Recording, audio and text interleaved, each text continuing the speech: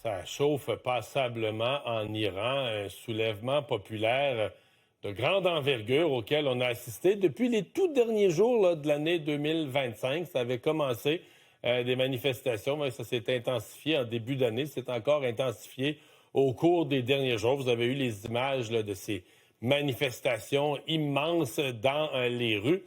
Et pourquoi? Qu'est-ce qui soulève tant la colère des gens? Je vous dirais, il y a deux, trois affaires en parallèle. Là, clairement, il y a des gens qui sont en opposition au régime théocratique. Donc, régime théocratique, théo pour Dieu, là. Alors, c'est vraiment ça. On a créé un gouvernement, la révolution islamique, fin des années 70, l'ayatollah Khomeini, à l'époque, c'était vraiment d'instaurer un pouvoir religieux à la tête du pays. Que le dirigeant du pays, le leader suprême soit un religieux, puis que le pouvoir politique soit soumis à ça. Ça devient une sorte de dictature par le chemin de la religion. Et il y a des gens qui s'opposent à toutes les libertés qui sont perdues, notamment pour les femmes. Là. Il y en a qui ne veulent pas l'obligation de porter le voile. Donc, il y a ça. Il y a plus, parce qu'il y a le coût de la vie.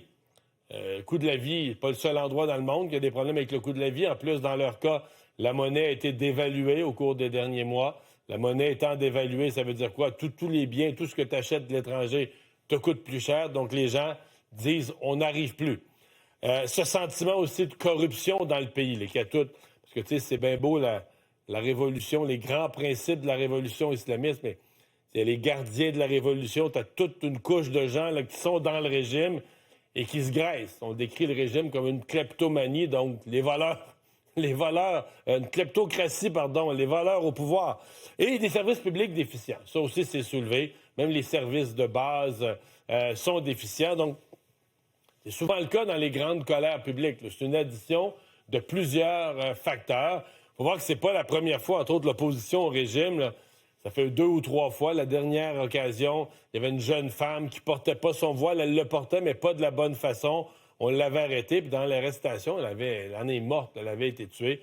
Il y avait eu, c'était surtout des femmes à ce moment-là, des hommes qui les appuyaient aussi, mais des manifestations qui avaient brassé passablement. Le régime avait réussi à reprendre le contrôle du pays. Alors, qui manifeste aujourd'hui, selon ce qu'on nous raconte au niveau de la presse internationale? Oui, évidemment, des étudiants, oui, des gens de la classe moyenne qui se plaignent des conditions économiques, des commerçants, des minorités religieuses, parce que c'est certain que les minorités religieuses sont les premières à souffrir là, du régime, là, du gouvernement religieux. L'autre chose qui est à mentionner, c'est que ce n'est pas des manifestations qui sont strictement limitées à Téhéran, la capitale du pays, la plus grande ville du pays. On dit 170, 180 autres villes. J'ai même vu des reportages qui parlaient de 200. Donc, des manifestations qui sont réparties partout dans le pays. Là. Dans l'ensemble des villes du pays, même des plus petites villes, il y a ces manifestations. Donc, comme on dit, le gouvernement en a plein les bras. Des experts disent, depuis 1979, depuis la Révolution, c'est le moment où le régime est mis le plus à risque là, de tous les temps. Maintenant, pour l'instant, évidemment, les gardiens de la Révolution, les forces de l'ordre qui essaient de maintenir le régime en place, on parle d'arrestation. Et là, les chiffres deviennent imprécis, puis je vais vous expliquer pourquoi dans une minute. 2500 arrestations. J'ai vu des chiffres allant jusqu'à 5 ou 10 000 arrestations. On parle... Certains parlaient hier de 200 morts. Ce matin, si vous regardez les reportages, on parle d'au moins 500 morts. Certains disent qu'il faudra, quand on aura tout le portrait, il faudra peut-être compter dans les milliers de morts parce que là, la police, depuis quelques jours, n'est plus à frapper avec des bâtons ou à tirer des balles en caoutchouc. Là, on tire sur les manifestants avec des vraies balles. Comprenons que les protestataires sont traités, étant donné que c'est un gouvernement, évidemment, qui a un pouvoir religieux. Alors, les protestataires, on les attaque au nom du fait qu'ils sont les ennemis de Dieu. S'ils manifestent contre le régime, parce qu'ils sont les ennemis de Dieu, c'est l'angle qui est pris. Et j'allais vous dire, pourquoi on n'a pas des informations précises?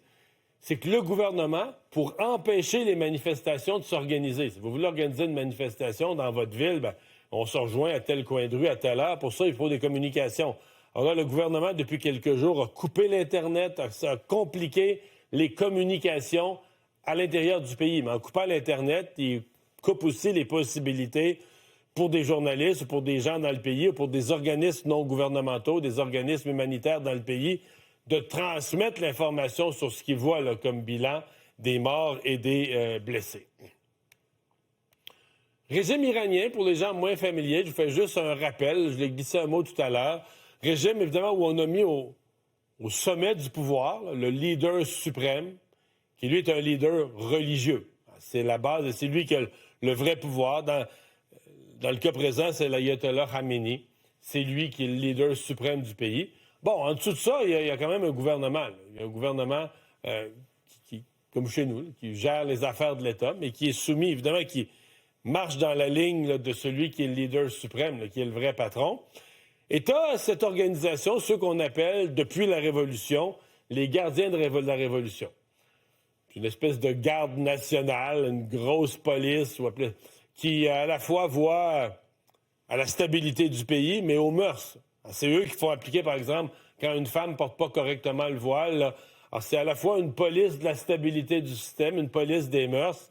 Et certains vous diront, c'est un peu eux autres aussi qui implantent la corruption ou qui gardent la corruption bien installée dans le système, donc qui font taire les voix qui pourraient contester. La grande question aujourd'hui, c'est est-ce que les États-Unis pourraient vraiment s'en mêler?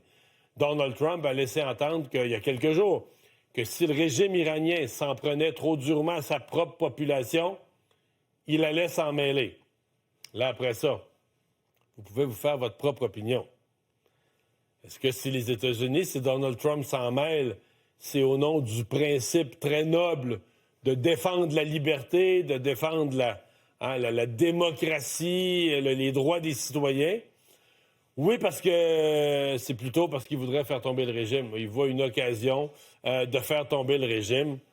Vous pouvez vous poser la question, vous pouvez y répondre comme vous le voulez. Mais les États-Unis, évidemment, si les États-Unis s'en mêlaient, ça pourrait accélérer là, la chute du régime. Régime qui est fragilisé, oui. Écoutez, c'est une nouvelle qui n'a pas été reconnue là, par les principaux concernés. Mais la semaine passée, plusieurs médias européens, asiatiques, ont fait état qu'il y aurait une entente entre l'ayatollah Khamenei et Poutine pour se réfugier à Moscou, là, au cas où le régime tombe. Donc, si cette nouvelle-là est vraie, mais elle semble l'être, sincèrement, ça veut dire qu'on prépare déjà, comme d'autres régimes dans le passé qui ont été renversés, là, les plus hauts dirigeants préparent déjà un plan B. Donc, ça va être à surveiller ce qui pourrait se passer, d'autant plus que, pour ce qui est de l'intervention des États-Unis, toutes les sources disent que depuis l'opération réussie là, des premiers jours de janvier au Venezuela, Donald Trump, son administration, là, sont tout feu, tout flamme pour agir et frapper partout dans le monde. Alors, ce qui pourrait profiter de la situation pour déstabiliser le régime en Iran? Peut-être.